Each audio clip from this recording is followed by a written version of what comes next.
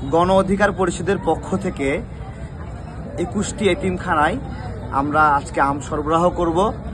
Basically আমি মোহাম্মদ তারেক রহমান, যুগ্ম সদস্য সচিব, গণ অধিকার পরিষদ। এবার আম ব্যবসা করছি, শুধু এবার না, গত প্রায় ৫-৬ বছর যাবৎ আম বিক্রি করছি এবং প্রতি বছরই সাধারণ মানুষের জন্য কিছু করি।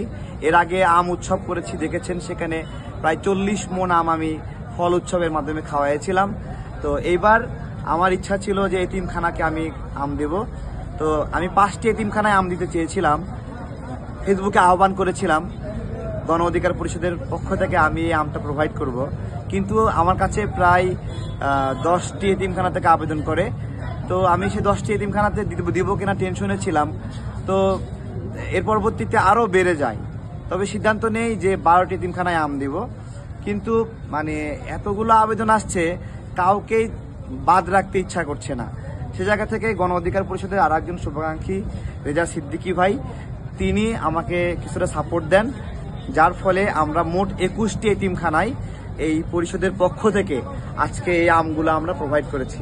আমরা 9টি এতিমখানায় রূপালী আম দিচ্ছি, আর বাকি 12টি এতিমখানায় আমরা হাড়িভাঙ্গা আম দিচ্ছি।